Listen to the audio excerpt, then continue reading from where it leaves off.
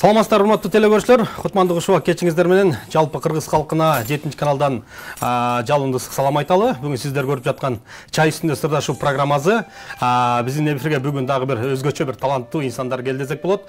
Андыктан 1 саат бою биздин эфир менен бирге болуңуздар.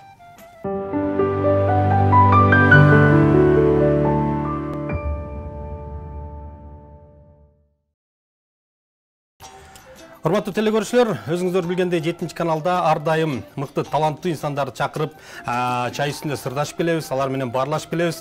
Алардын чыгармачылыкта болуп жаткан, үй-бүлөдө болуп жаткан жаңылыктары менен сиздер менен чогуу бөлүшөбүз. Бүгүн да мына ошондой мыкты талант ээлери биздин куттуу студиябызга келип отурат. Алар ким десеңиздер, Бишкек шаардык эл аспаптар оркестринин солисти Рахматали Атабаев жана ошондой эле мыкты музыкант Нурсултан Курманбек уулу келип отурат. Ассаламу алейкум. Валейкум салам. Кош келипсиңер. Биринчи раш болуп. Себеп дегенде мыкты инсандардын, баягы мыкты музыканттардын колун кармап коюш жакшы болсо керек, а? Силердин жуксунда, а? Кош келипсиңер. Манай кандай? Сон, жакшы. Бүгүн кечте 1 саат бою ушул чай үстүндө сырдашып, чыгармачылыкта болуп жаткан жаңылыктар менен бөлүшөлү. Себеп дегенде сиздерди баягы интернет железинен көп көрөбүз. Качан көрсөк тойдо, жакшылыкта жүрөсүздөр. Анан биз да бүгүн мына ошол куттуу студиябызга чакырып, кандай жаңылыктар бар, кандай чыгармачылыктын үстүндө иштеп жатат деп чакырып жатабыз.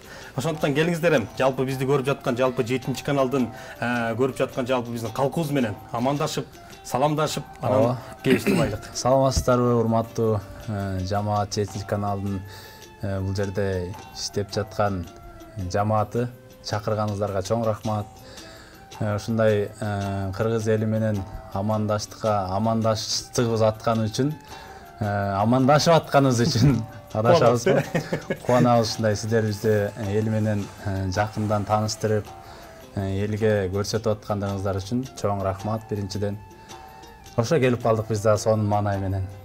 Нурсултан. Ассаламу алейкум, урматтуу ушу 7 каналдын жалпы жамааты, кыргыз эли баарыңыздарга салам жолдойбуз. Рахмат сиздерге ушинтип биз менен элди, сиздерди көрүштүрүп атканыңыздарга чоң рахмат. Негизи эле мына ошол 7 каналдагы чай үстүндө сырдашуу программасы мына ушундай таланттуулар менен элди көпүрө кылып, сиздердин болуп жаткан баягы чыгармачылыкта болуп жаткан ийгиликтер менен бөлүштүрүп турабыз да. Анан мына башында айтып калдык, Рахматали Бишкек шаардык мэриянын астында эл аспаптар оркестринде ырдап жүрөсүң, ал жакта да өнөрүңдү көрсөтүп жүрөсүң. Ал жакта кандай жаңылыктар? Буюрса иштеп атабыз, акырындан баягы бир тепкичтен бир тепкичке чыгып кыбырып атабыз. Жаңы репертуарларды алып атабыз өзүбүзгө. Эми азыр баягы биз эми баягы жаңы тамтуң басып келаткан эле жаш баладай эле да. Улам тиги ырдасак болбойт, бул ырдасак өзүбүзгө жарашпай, возрастка жарашпай калышы мүмкүн. Ошентип азыр өзүбүзгө жакшы репертуарларды кандап, Кудай буйрса эми кийинки жылдардан, аркы жылдардан бери балким өзүбүздүн да бир жакшы чыгармачылык кечебизди беребизби деп ошолорго даярданып аткан мезгилдер негизи. Негизи баягы айтып калбадыңбы? Ошондой оркестрде, чоң оркестрде ырдаштын өзү бир сүрү бар да. Анын үстүндө ал жерге жөн эле адамдарды ала бербесе керек, мен деле барып бир ырдап көрдүм, бирок окшошподу да. Анын сыңарындай жөн эле кишилерди ала бербесе керек, эми ал жакта дагы тандап, атайын комиссиянын чечими менен же ошол оркестрдин дирижеру Бакыт Тилегенов, ошол агайдын баягы алдынан өтөсүңөр да эми. Ал жак өтүш кандай болду негизи эле? Негизи мен эме менен баягы 20-жылдын жылдыздары болуп, жылда болгондон ошол жылы бир досум экөөбүз барып калып анан агай өзү бош болсоң андай иштебейсиңби, бир келип көрбөйсүңбү? Ырдап дегенден ошо барып жүргөм да жөн эле. Дегенде барып ошо 1 ай, 2 ай жөн эле ырдап жүрүп анан жумушка киргем. Анан ал жакка негизи чын эле көп ырчылар келет. Иштейм дегендер андан көп дегендей. Агайыбыз өзү карап, өзүнүн үйүнүн карап, кебетесин карап. Биз өзү менен айтканда агайдын алдынан өтүш керек. Агайдын алдынан өтүп туруп анан киришет да. Туура. Чындыгында эми азыркы убакта мына министрибиз жан дүйүнгө киргизип койду. Бардык концерттер, бардык жерлерде, бардык мекемелерде жан дүйүндө. Эми бул оркестр менен ырдаган киши ырдалат, тандалып ушул жерден баягы тандалганын таза үнү орлар калат, таза үнү жоктор кетет дегендей болду. Себеп дегенде буга чейин фонограмма менен ырдап көнүп калганда. Азыр эмне көп, студия көп, барасың, жастырасың, акчаң болсо жылдызсың, Нурсултан, сен айтчы. Мына сен деле мына байкасак, Нурсултан, рахматалы экөөңөр чогуу дуэт болуп, тойлордо жүрөсүңөр, жакшылыктарда жүрөсүңөр, анча-мынча ырдап калып атасыңар. Негизи эле сен да ошол жака кирейин деген досуңдун артынан бир ниеттер барбы? Ниеттер бар. Кудайым буйрса биз дагы аша аракет кылып кирели деген ниеттерибиз бар, убакыт сааты келсе. Анан сиз айткандай фонограмма жоюлуп, мындай жандуу үн менен ырдагандар бизге да жакшы болмок негизи. Сиз айткандай баягы студиядан 2-3 жыл жастырып алышып, тойлор кырдап жүргөндөр жок эмес, бар. Анан балким буйрса биз дагы ушундай эл арасынан чыккан жандуу үндөр баркталса, элдин арасында жакшылап угулса, балким бизге да жакшы болот. Тойлор кырдайбызбы, кандай кечелер кырдайбызбы, жандуу баары бир жандуу. Элге өтөт, уккулуктуу. Эми баягы темирди ысыгында чап деген бир жакшы сөз бар го. Жанатан бери сүйлөшүп атабыз, жалпы биздин теле көрүүчүлөр айтып аткандар бул кандай таланттардын нези болду экен, кандай ырдашат болду экен депчи. Ошондуктан а дегенде эле мына жалпы амандаштык эл менен учурашып саламдашып алдык. А дегенде эле урматтуу теле көрүүчүлөр, мына ушул эки жигиттен жагымдуу чыгарма болсун. Кайсы чыгарманы аткарып бересиңер? Анда шаңдууларды ырдап берели, Шаңдуу кылыш керек. Элдин маанайын көтөрөлү. Анда Акбарали Тасмаев деген агабыздын ошол да толук кыргызбы дегендер менен баштап Кеттик.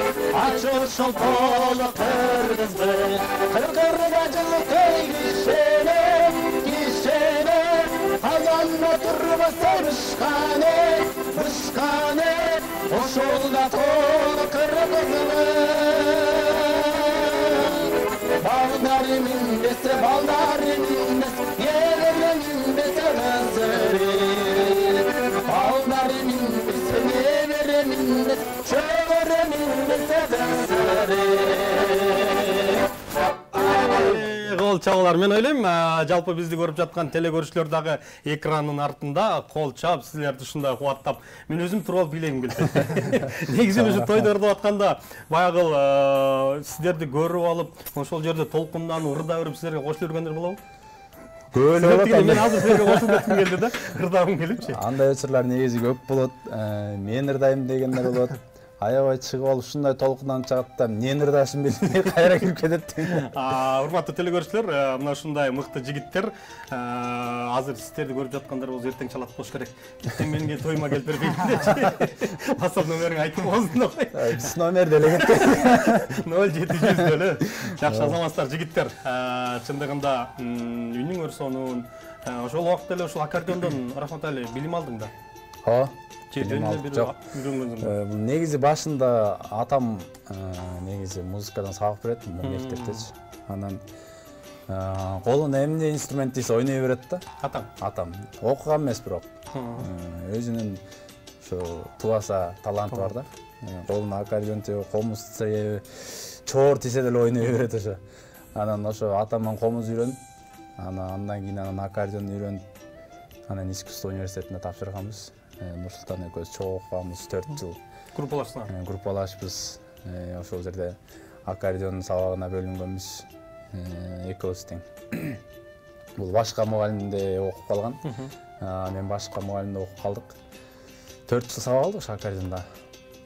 Ошонун артынан анан ушул аккордеон мен атам айтчу да. Баягы жаш кезде баягы жаңы үйрөнүп атканда көп кызыкчу эмесмин да. Атам эми үйрөнүп койсоң боло, эми өзүң үчүн деле деп айтчу да. Анан мен буну үйрөнүп алып мен эмне кылам деп. Атам айтып койчу ошондо сен ушул менен кийин нан таап жейсиң депчи. Анан кийин ойлоп, эми азыр ойлоп көрсөм, чын эле айткан экен. Азыр ушул аккордеондун артынан күн көрүп нан таап жеп атабыз. Нурсултан, чогуу бир группада окуп турсуңар. Сен да билесиң аккордеон чертесиң негизи? Бул аккордеон чертип баштаганда мен шылдыракты үйрөнөйүн. Шылдыракка да бирөө керек да, туура. Ага да киши иштебейт. Баары болбойт да анан. Жанагы слух менен ойноп, анан нота менен ойногондор болот да. Булар негизи нота менен ойноп бүткөн да. Нота менен ойной беришет. Нота менен ойноп окуп жүргөн убактарда агайлар экзамен убагына берген чыгармаларын чертип берип эле бүткөнбүз, бирок слух менен отуруп өзүм изденип үйрөнгөн жокмун да чын. Бирок кызыгасың. Ооба, кызыгуу бар. Досуң жанында экен, күндө бир эки мен ушул убакка чейин айтып келатам, бирок бирөө жок. Аракет жок. Аракет жок. Кызыгы бар, аракет жок. Нурсултан, өзүң жандайсың, кай жактан болосуң, кай жактын уулунусуң? Мен Нарын областынын Кочкор районунун Төлөк айылынын уулунумун. 11-класста ошол айылдан Сөңкөл орто мектебинен бүтүп Бишкекке келип, Рахматали айткандай ошол Бүйүсара Бешенайлова атындагы Маданият жана искусство университетине тапшырдык. Ошол жакта 4 жыл билим алдык. Кудайга шүгүр, ушул жолду тандаганыбызга дагы эч өкүнбөйбүз. Сен деле шылдырак менен нан таап үй биле болосуң. Сөз. Бул да болсо Кудайдын бир талант экен, Кудайдын берген бизге бир таланты. Ошол менен үзүлүштү көрүп атабыз. Мен азыр мындай карап отуруп, баягы билим алган кишини байкайсың да. Мен деле баягы эми көп баягы музыканттар менен жүрүп каласың, кырчылар менен жүрүп каласың, алардын арасында билим алганы бар, билим албаганы бар. Ана мындай карап отурсам, Нурсултандын мындай баягы шылдырак черткени да, баягы ритм менен, өзүнө түшүү, кээ бирки адамдар көрүп койсоң муну черте албайт да. Жөн эле каккылай берет ошону бир музыка. Сеникин карап отурсам, бир мындай кадимкидей бир ритм менен. Фортепиано дең. Муну Танайске да чөбү. Түшүрүш керек да. Эң главный ошо ритм да. Слух жакшы болуш керек менимче. Анан ритм сиз айткандай анча-мынчаларга кармат койсоң каккылай берет. Негизи музыкада ошо немеде ударныйда ойногондор, ошо шылдырак ритмде ойногондор эң күчтүү болуш керек да негизи элечи. Оркестрде отурганда деле, жанагы эстрадный ансамбльде отурганда деле негизи ушулар алдыга сүрөп ритмди кармап бербесе, ата калганы чачылып кетиши мүмкүн да. Жакшы жигиттер, эми баягы ушуну окугандан кийин, ушунун артынан иштеп аткандан кийин, бул баягы убагында окуйт экенсиң. Баягы кээ биркилер айтат, мен ушу музыканттын да окуусу барбы деп таң калам депчи. Чындыгында музыкант болуш өтө кыйын, ар бир нотаны жатташ, ар бир нота менен окуш, бул өтө музыкант. Баягы башка окууну окупой бересиң, айыл чарбаныкын окупой бересиң. Музыка жана эмеден математикадан да күчтүү да. Күчтүү. Ар бир нотаны билишиң керек ал жерде. Өтө күчтүү. Анан кээ биркилер ойлойт экен, булар барып туруп эле бир ырдап туруп эле, ай, жыргал булардыкы депчи. 2000-3000 алып кетип калышат депчи. Бирок муну окуш үчүн силер канча жыл мээнет кылдыңар, окудуңар эми, артынан жүзүрүн көрүп атасыңар, эми кел үй бүлө боюнча сүйлөшөлү. Үй бүлөлүү болуп, бала чака болуп атасыңар. Эми эртерээк үйлөнгөн. Рустам билесиз эми ар дайым ана балдарын алып жүргөнүң өзүңдө кандай жагыңдар? Үй бүлө баккан кандай экен? Жаңы эле үйлөнүп. Кудайга шүгүр мен дагы үйлөнүп, балалуу болдум жакында эле. Негизи жакшы экен. Мен ойлоп койдум баягы эртелүү үйлөнүп алыш керек экен депчи. Боло турган нерсени эртеле кылып чыгыш керек. Султан турагыл мага айтат да. Эртеле үйлөн деп айтып койсоңор болмок экен. Эртеле үйлөн деп койбойт белең дейм да. Дейт да, анан айткам убагында мен деле буга деле. Эртерээк үйлөнгүлө. Мына Кудайга шүгүр мен кыздуу болдум, анан эркек уулдуу болдум. Азыр эки тең уже чуркап басып, сүйлөп, кылыктарды чыгып, эме болгон сайын буларга мен баягы ата-эне болгондо баланын кылыгы баарынан кымбат болуп калат экен да. Анан ошондой бир жакшы көзүрмемдер буларда көрсүн, булар эми жакын досторго айтасың. Анан айтсаң болчу эмес убагында, анан үйлөнүп мына жакында балалуу болду. Анан эми айтып атпайм мага. Мурун айтпайт белең, эртерээк эле үйлөнбөйт белең андай болсо. Бешик бөбөк болсун дейли. Биз да көрүп алдык, эми интернеттен көрөбүз да, биз баягы үйүң бар базакта интернеттен көрүп турабыз, бар маалымат бар. Анан үй бүлө багып атасың, продуктун өзүң алып келесиң. Үй бүлөлүү болгондон бери продукт алып келесиң. Конечно, баары өзүбүздүн мойнубузда дегендей. Базарда тустункалар канча болуп атат? Билбейм, ошо мен тиги магазинден оптом алып атканда эле алып алам да, бирок арасында кетип калат, канча мен эсептелгенди билбейм. Памперсти билесиң, бирок канча экен? Памперс ушу 400 бир нерсе сом мен алып атам. Пачкасын. Тустун баазын Нур-Султандан сурасак билесиз? Тустукун деле мен деле билбейм. Баягы бул айткандай магазинге барып содагыларда баардын керектүүлөрүн аласың, анан эсептеп бирет аласың, кетесиң чындыгы. Анан өткөндө эле бири билип калдым, ошо пияз ошто өтө кымбаттап кетип кайра. Кайра өзгө түшүп келатат да. Эми баягы эркек кишине болот экен да, базарга барасың, оптом анын баазын да сурабайсың. Аял киши барат экен да, бир туздун баазын өзүнчө, шекердин баазын өзүнчө, тигиникин өзүнчө сурап, анан ал жакпай калса башка жагына барып алып, эркектер менен кирип барасың. Магазинде кандай товар түшкөнсө өзүңө жакшы алып чыгып кетип. Эме да барго баягы магазинге аял киши түз кирип тургандан кийин монт чыгат. Эркек киши түз кирип туруп кайра түз кирип. Ошондой эле болот да. Мына үй бүлөлүк жаңылыктарды уктук. Чыгармачылыктын үстүндө негизи эле быйылкы жылы. Жыл жаңылып отурат, Кудай буйрса жаз келатат дегенде, алдынан мына жигиттердин майрамы келатат. Негизи эле экөөңөрдө мындай дуэт жаздырып, бир клип тарттырып коюу деген быйылкы жылга барбы анда? Негизи тарттырып коюш керек бекен ошону. Тарттырып койсо болот экен. Негизи мен өзү башка группа менен иштешим, бул өзүнчө иштечи. Анан экөөбүздө деле мындай бирди жаздырып дуэт кылып коелу деген деле бир ой жок экен экөөбүздө. Анан мен өзүм группам бар, бир Мажор деген группа бар. Ошол группа менен иштейм такай. Ал жакта клиптер, ырлар бар. Клиптер бар. Буюрса дагы жакшы жаңы ырларды иштеп атабыз азыр ушунда быйылкы жылга депчи. Жакшы, анда урматтуу телекөрүүчүлөр, сиздер көрүп жаткан Чай үстүндө сырдаштуу программасы бүгүн бизге мыкты жигиттер келип, эфирде шаңга билип аткан учуру. Азыр бир жакшы мына ушул топтун бир жакшы клиби бар. Мына ушул клипти көрөлүк. Андан кийин кайрадан жолугабыз. Алыстабаңыздар бизден.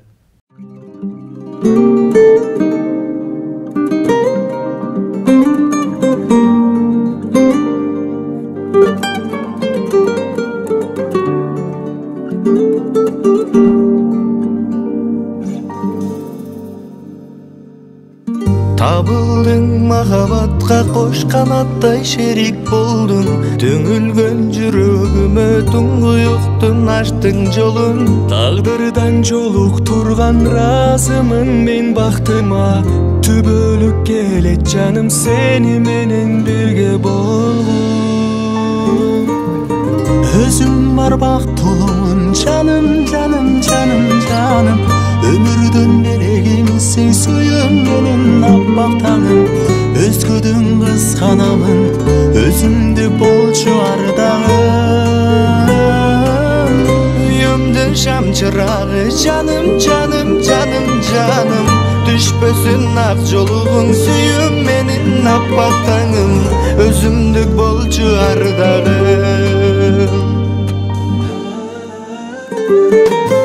Biz birge tağdarыбыз sarыбакta birge bolsun. Ateni kadırlagan kıymanın beken bolgun. Öçpösün ömür boyu birge jakkan ottorubuz. Ömürde ekibizge naristebиz belek bolsun.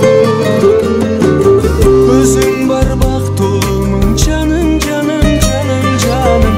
Ömürden belegimsin suyum benim appak hanım. Özgüdün kıskanamın özündük bolçu ardağım. Üyümdün şam çırağı canım canım canım canım. Düşpösün ak joluğun suyum benim appak tanım. Tübölük bolçu ardağım.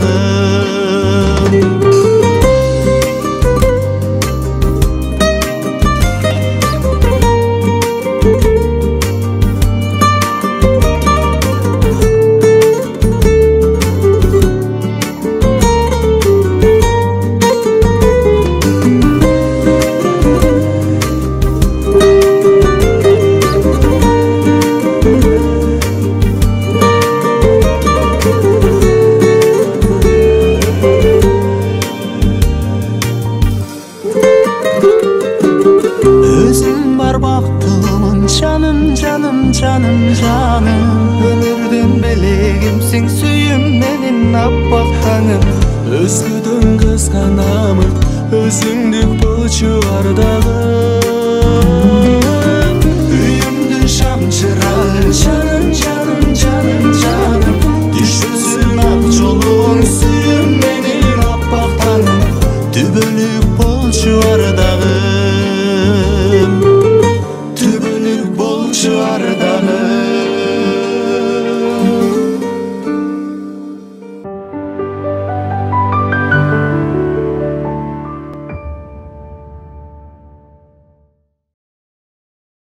Урматтуу телекөрүүчүлөр, алдыда бир жакшы клипти көрдүк. Мажор тобунун жигиттери жубайма деп жалпы биздин аял затына арналган бир жакшы клип экен. Мына ошол клиптин астында сөзү ону сага таандык экен да. Бул ыр качан жаралган, кайсы убакта жаралып калды? Бул ыр Үйлөнгөнгө чейинби же үйлөнөлүктөн мурун чыгарылган да. Нурсултанды көрүү. Эфирге барган сайын эле сен эмне үйлөнөлүктө эле эмне жубаймада ыр чыгарып алдың. Үйдө атамдар да апамдар сөзөт. Үйлөнөлүктө чыгарып алдың деп. Ошо үйлөнгөнгө чейин 2-3 жыл мурун чыгаргам да, 4 жыл болду. Анан кайттым мен үйлөнсөм балким мындай ыр чыкпай калышы мүмкүн деп. Балким башка жака бурулуп кетишим мүмкүн. Балама небереме деппи? Жок жерден чыгып калган ыр. Анан ошодон балдар менен сүйлөшүүнөн жаздырып койгонбуз, клипин да тартып койдук. Анан жакшы эле бул ырдын арты менен жакшы эфирлерге бардык, муз каналдардан кетти. Ийгиликтүү клип болду. Рахматалинин чындыгында көп болгондору бар, көп жакшылары бар. Анан эмнегедир мага дагы ушу жубайма ыры жагат да. Чындыгында сөздүк мааниси дагы, ону дагы эмнегедир жакшы. Азыр мына ошол клипти көрбөдүкпү? Сөзү оонуна дал келип, ону сөзүнө дал келип, негизи баягы бардыгы дал келиш керек да, клип ырга дал келиш керек. Эми азыркы жаштар дейли, эми көрүп жатса капа болбосур. Клип башка, ыр башка. Жубайма деген ырда сүйүшүп башка талаада жүрүшөт да. Негизи бирине окшошпогон, уйкалышпаган кездер пайда болот да. Анан көрүп атабыз. Аккан арыктан согат деген сөз бар го. Баягы атаңда да ошондой оончулук барбы? Атам ыр жазбайт. Негизи атамдын чоң атамдын бир тууган агасынын баласы алар ыр жазат да. Кайкесинин кудасы да. Атам оон чыгарат. Мурда ошентчи ал агам ыр жазып берсе атам оон чыгарат. Сөзүн жазып берсе оон чыгарат. Сөзүн жазып берсе оон чыгарат. Бирок эми ал баягы ошол айыл ичинде эле ырдалып жүрөт да. Силер туугандар ичинде эле. Тууган ичинде анан. Мындай чыгы элек. Анча-мынча атамдын окуучулары бар. Ошолор мындай жаздырып, ошто окуп калгандарчы. жаздырып ырдап жүрүшкөндөр да бар. Эми ошол ырларды өтүш мүмкүн мага. баягыл атаңдын ыр жазганы болсо, эми баягыл андан кийин эми атаң айылда сен ошону алып чыгып, бир акындарга көрсөтүппү же бир обончуларга көрсөтүппү, ушундай ыр бар эле. Же сунуштасаң мүмкүн Нурсултан деп ырдап калышы мүмкүн. Ушул ырыңды берчи мен ырдайын деп. Туурабы Нурсултан? Ооба. Негизи Нурсултан сен айтчы, өзүң мына шылдырак чертет экенсиң, ырдайт экенсиң, дагы кандай өнөрлөр бар? Менде ошол өнөрлөр баягы жазуу, он чыгаруу андай деле аракеттерим кылып көргөн эмесмин. Жок, мындай нерсе чындыгында менде анан. Жакшы оңдор болсо, жакшы ыр болсо, если жүрөктөн ар бир эле киши негизи оонун сөзүн жүрөктөн чыгарат, эми ошол жүрөктөн жакшы чыкса, жакшы ырдалат да, жакшы элге сиңет. Анан сиз айткандай, жакшы оонду, жакшы ырды бузуп башкача ырдагандар бар. Туура. Элдин жүрөгүнөн орун ала албай калат да көп нерсе. Анан жакшы оондор, жакшы ырлар ырдалып сакталып кала берет. Туура, тегил баягыл чыгармачылык деген ушундай экен да, убакыт өтүп кетет экен. Ошол ар нерсени өз убагында, азыр жаштык кез. Жаштык кезде бир жакшы 2 клип тартырып коюш керек. Ана дагы 2-3 жылдан кийин дагы бир клип тартырып коюш керек. Себеп дегенде убакыт өтүп кеткенден кийин анан кейип калат экенбиз да. Аттиң ошондой бир клип тартырып койсоң болмок экен депчи. Азыр сиздер өзүңүздөр маданияттын үстүндө иштеп атасыңар, тыгыз иштеп атасыңар. Такай ошо маданият менен жүргөндөн кийин мен ойлойм, быйыл бир жакшы сүйлөшүп туруп клип тартырып коюшуңар керек да.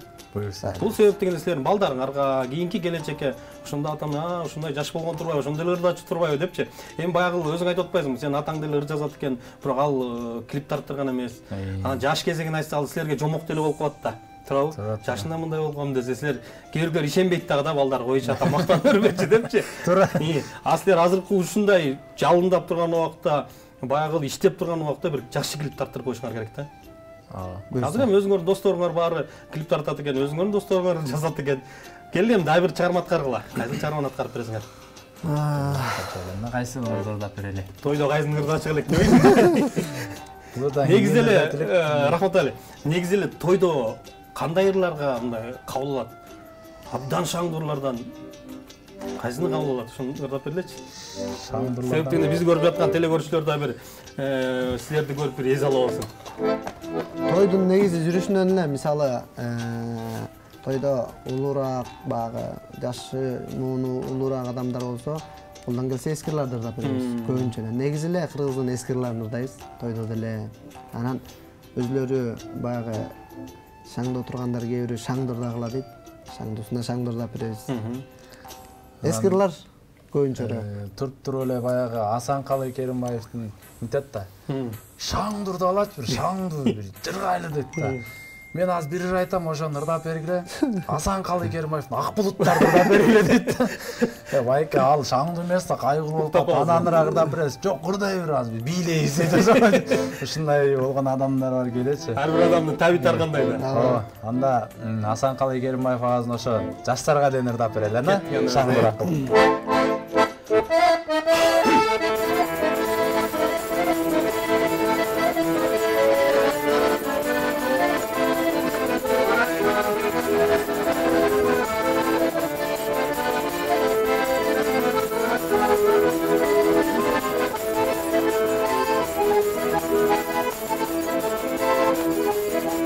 Жаштыкке жаңы кийимде эскирсе калай кийине Отулан бойдон турбайсың сен бул жолдун өтөр билмей Отулан бойдон турбайсың сен бул жолдун өтөр билмей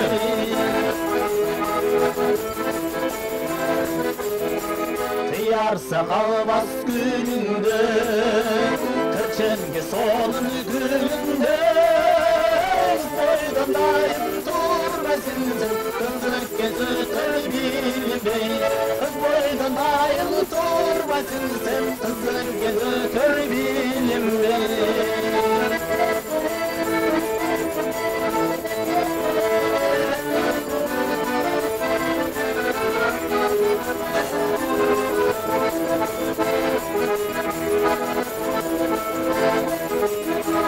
Günümdük seni canlagan Bugün çak kelebek hayradan Dilde yaştık safı meni paylan Elime yaşta kendim gitsin Safı meni paylan Durmuş kalış gözü saldırsın Duyağın bütün çağında Durmuş kalış gözü saldırsın Duyağın bütün çağında Duyağın bütün çağında Ayvay, кол чабуулар, мынакей кандай сонун чыгарма, жана Нурсултан айтып албадым сени. Чындыгында тойго барсаң ушундай да. Ар бир адам ар кандай настроениясына карап иш кыласың да. Бири кабагың бүркөп турса, аны ачканга аракет кыласың, Бирок силердин мондай ырларыңардан кийин анча мынчалар, анча мынча капаны, кайгыны унутуп отпош керек. Кандай дейсиңер? Ооба, бирок кээпки жерге барсаң ушундай шаңдырдайын деп, мындай өзүң да манаң жакшы болот го. Шаңдыр азыр шаңды экөөбүз сүйлөшөбүз, бара жакта шаңдыр ушундай жарчы калчы деп. Барсаң элдер мынтип отурган болуп сууз болуп, шаңдырдап атасың, нирдеп атасың, ошо кредит алып алгандай эле мынтип отурушат да, баягы өзүңүз деле билесиз го. Мынтип отуруп, же манайын ача албайсың, баягы эми биз ал тойду заказ кылып алып алганбыз. Анан ошондо бизден көрөт да, силер ушундай жакшырдай албай коноктор той нээзи отурат депчи. Той нээзи. Болгон нерсебизди кылып атабыз, биз эмне кылабыз деп айтасың ананчы. Туура. Ар кандай болот чындыгында. Кээ тойлор суз болуп отурган тойлорго барып, сиз айткандай бир-эки жакшы ырдап берсең, андан кийин сонун отуруп биз менен кошо ырдап, мен ырдайм. Анан кээ бир тойдон ар кандай адамдар бар. Миң балекет ырдасак ача албай каласыз. Нурсултан, мына өкүңөр тойдон башка деле концерттерде, программаларда чогуу жүрөсүңөр да. Негизи эле бир кызыктуу окуялар болобу? Ошо тойдогу айтчы, тойдогу кызыктуу окуяларынан. Аябай силер билдирет, себептен тойдо ар кандай окуялар болот, Ар кандай болот. Көп эле болот чындыгында. Кызыктуу окуялар көп эле болот. Тойдо мен билем да, кызыктуу окуялардын эң кызыктуусу баягы той бүткөндөн кийин тойдун ээси жактырбай калат го, кишини акча берердичи. Бир кызыктуу окуя болгон, бир күнү баягы 2 той алып алдык да. Немеге тиги тойдун ээсине айтканбыз, түшүндүрчү. Бирок тамадасы билбейт да, үй эле той, бирок тамада жалдап алган. Биз азыр Супарага ырдап келишибиз керек, кайра келебиз десек, тамада болбойт да, ызылдапчы. Жок, сен ырдайсың керек, сен до конца турушуң керек дейт. Тойдун ээсине бары бер дейт да. Тамадага айтсак, жок дейт. Анан тамада тойдун ээси менен сүйлөшкөндөн тамадан урган боюнча Супарага бардык. Супарага барып ырдап атса да тамада чалып ызылдап атат да, бирок силер эмне кетип калды, менин уруксатымсыз деп атат. Байкен, сиздин уруксатыңыз жок эле, тиги сурабадык биз. Батыра келип калып эле чалып атат. Жөнтөнөн бере тургандай. Өзүнүн жөнтөнүн акча бере тургандай. Чалып атат, биз 1 саат коргоп, 2 саат болду. 2 саат коргонбуз да. 1 саат чалды. Ырдап атабыз, чалып атат. Анан аягында барбай коелу деди. Барбай коелу десек, болбой чалды, чыгып бирөөбүздүн курткасы алып кетти, ал үйдө болсо барбайт элек да. Барсак тамада сыртка тартып чыгып алып, анан кийин экөөбүз мушташчыдай болуп калдык, көчөдө турабыз. Өлө экөөбүз уруштук да, жакалашып, кармаш урушкандан кийин аягында тамада унутуп калып. Ушунча болду эми Мурат деп, той бүткөндөн кийин эмнеси болду? Тойду бүтүрөп эле анан сүйлөшөлү деп. Андай кызыктуу окуялар көп болот. Эми быйыл жыл башынан бери бир жакшы болуп атат. Силерге окшогон таланттуу ырчыларга фонограмма жоюлду сүйүнүп алат да. Ар бир адам ар кандай да ошол эле убакта запись кылып алып, жастырып алып, жылдыз болгондор бар, Алар кандай болот? Эми ошолар араңарда досторуңар бар, тааныштар бар дегендей. Аккордеон үйрөтчү, эми мен аккордеон үйрөнүшүм керек дегендер көп болуп атат дейт да. Болуп атса керек андайлар, болуп атса керек. Себеп дегенде былтыр маданият тармагы бул убакка чейин бир каралбай калды да. Өзүңөр билесиңер, Анан былтыр президентибиз маданият тармагында иштегендердин айлыгын көтөрдү. Ошодон кийин ошол эле биздин Бүүсара Бешеналиев атындагы окуу жайга окугандар көбөйдү, маданият тармагына кызыккандар көбөйдү дейт.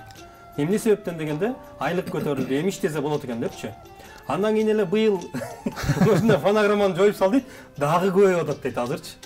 Живой голос, аккордеон үйрөнгөндөр андан көп дейт. Комуз үйрөнгөндөр андан көп дейт. Фонограмманы жоюп, бирок негизи чын эле жакшы кылды маданият министрибиздин. Фонограмманы жойгондон бери филармонияда канчалаган живой голосто сонун концерттер болуп атат. жаштар деле живой ырдап сонун концерттерди коюп атат.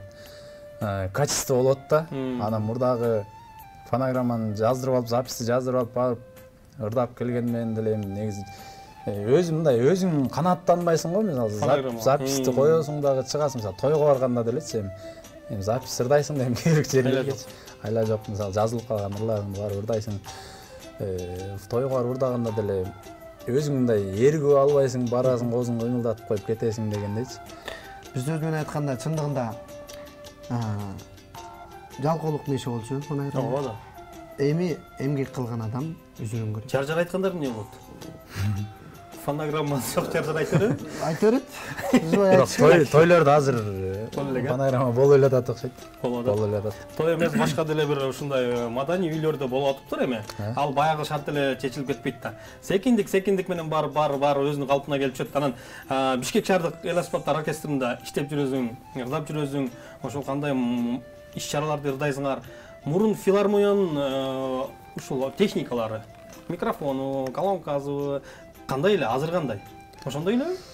Мен келген фонограмманы жойгондон кийин бир жаңыладыбы, бир башкачараак болуп калдыбы? Мен келгенден бери негизи филармониянын аппаратурасы ошол эле боюнча жакшы эле. Эми оркестрга бизге негизи көп билинбейт. Аппаратурасы жок жерде барып деле ырдап коюш мүмкүн да мындай. Жок, эми силер микрофон деле кереги жок дегендей кээдечи баягы. Силерге күчтүү аппарат керек. Акустикасы жок, акустика бар жерде мындай кичинерээк чөйрөдө, аппаратурасы жок жерге барып ырдасаң деле жакшы угулат. Анан филармонияга эми керек ал жерден. Ал жердин аппаратурасы жакшы эле чыгат. Ошол быйыл эле эмес, былтыр деле, андан мурунку жыл деле филармониянын аппараты ошондой жакшы болчу да. Анан ошонун шарт эле биздин ырчылар баягы чала ырчылар деп коелу. Аппаратурага шылтоолошот да. Аппаратура начар. Биз ага ырдаганга мүмкүн эмес депчи. Бирок ошол эле аппарат менен силер ырдап жүрөсүңөр. Силердин ырыңар сонун эле чыгып атат да. Мен айтайын дегеним ошол да. Тиги негизи эле запистин деле бирок бир чети жакшы жагы бар. Баягы аппаратурасы начар жерге барып ырдасаң чын эле микрофону начар болот. Койсоң куңкулдап чыкпайт, мисалы үнүң жакшы чыкпайт. Аппаратура начар болот да кээ бир. Ал жерде запись коюп койсоң чын эле жакшы да. Ал жагы деле бар. Ал жагы деле бар. Эми эки жактын тең көңүлүн алышың керек да. Бирок эми бара көнүп кетебиз. Бардык нерсеге секиндик менен барып көнүп кетсе болот да. Нурсултан деле айтып, жакында сен айтып атасың, Нурсултанга аккордеон үйрөтүп атам. Нурсултан деле секиндик менен барып аккордеонго көнүп кетиши мүмкүн. Бул да көнөт жакын. Келдим да бир чыгарма аткарып бергиле. Кийинки кайсы чыгарма? Келиңиздер. Анда кайсыны дейсиң? Кайсыны да берели. Эми силерде репертуарлар көп да. Анда биз ушу Күлгүн жаш деген бир жакшы чыгарма аткарып берели. Кеттик. Жашты кыз баратыптыр мындайсыз.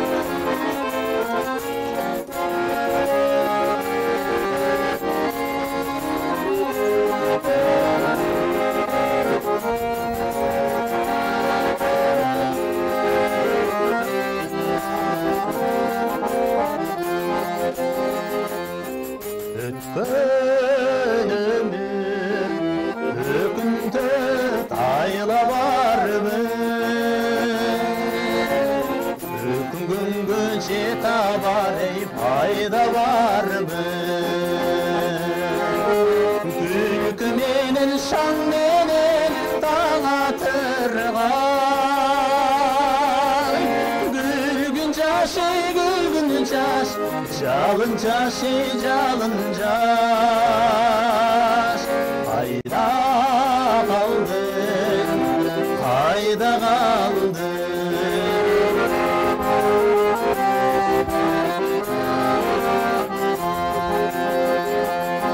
Таш терите, сендегі жоқтың деми. Айсыл топпол алып бармай коштуң мени.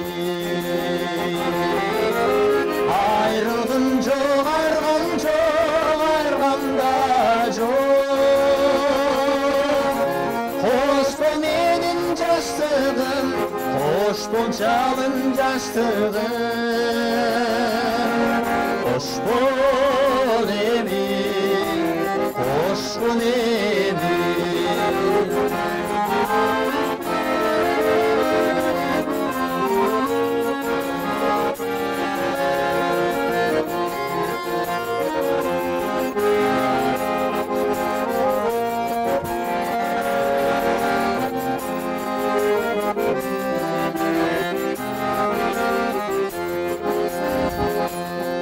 Жылаң айлап су кечкен сайда қалды,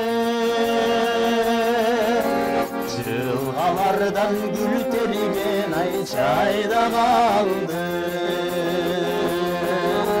Ишке тойбой менен күн батырған, гүлгүн жашай гүлгүн жаш, жалын жашай жалын жаш. Қайда қалды, қайда қалды, ишке тойбой менен күн батырған, гүлгүн жашай гүлгүн жаш, жалын жашай жалын жаш. Қайда қалды, артта қалды. Колчалар болсын, соның чыгармалар негизинде эле эски кырлар, баягы аккордеонго дагы түшкөнгө, комузга түшкөнгө дагы жакшы. Азыркы кырлар баягы дикиң ичиндер түшпөйт да. Кээрлер түшүп калат бирок. Кээрлер түшүп калабы. Рахмат, урматтуу жигиттер. Бүгүн мына убакыт деген бат эле. Ушундай жакшы кырларды угуп отурсаң убакыт тез өтөт экен. Бизге бөлүнгөн 1 саат убакыт бір паста соңуна келип жетти. Эми келди. Жалпы кыргыз эли менен алдыда майрам келат, кыска нуска. Өзүңөрдүн каалоо тилектер болсун. Жалпы ушул кыргыз элибизде тынччылык болсун, токчулук болсун. Кыргыз элибиз эле эмес, негизи эле дүйнө жүзүндө тынччылык эле болсун. Азыр көрүп атабыз, көп жерлер чындыгында Турция, Сирия чындыгында кыйын иш болуп атат. Бул да болсо Кудайдын сыноосу. Ошол нерсеге Кудайым жакшылыктарын эле берсин. Элибиз журтубуз тынччылык болсун, аманчылык болсун. Оору суркодон алыс бололу, аман бололу. Ушундай жакшы күндөрдө эле ырдагандын үстүндө эле, ыр үстүндө эле жолугушуп, баарлашып жүрөлү. Айбалы. Ошо мен ошону айтайын дегенде. Ошо кошулам десең. Нурсултан досума кошулам, ошо дүйнө жүзүндө тынчтык болсун, тынчтык орносун. Ошонун арасында биз аман бололу, кыргыз эли аман болсун, сиздер аман болуңуздар. Ар дайым биз ушундай эл менен элдин алдына көргөзүп жүрө бериңиздер, чакырып туруңуздар студияңыздарга. Чоң рахмат сиздерге. Албетте жигиттер, сиздерге да чоң рахмат. Эми келип жалпы биздин элге өзүңөрдүн жаңылыктары менен бөлүшүп, 7 каналдын эшиги ар дайым силер үчүн ачык. Жаңылыктар болсо келип айтып тургула. Урматтуу телекөрүүчүлөр, сиздерди көрүп жаткан чай үстүндө сырдашуу программабыз болду. Бүгүн мыкты жигиттер келип өз өнөрлөрүн, өз таланттарын тартуулашты. Алар Бишкек шаардык эл аспаптар оркестринин солисти Рахматали Атабаев жана ошондой эле Нурсултан Курманбек уулу болду. Ал эми ар дайым сиздерге тынчтык каалайбыз. Элибиз, жерибизде тынчтык болсун. Кайрадан кийинки эфирден жолугушканча аман туруңуздар, сак саламат болуңуздар.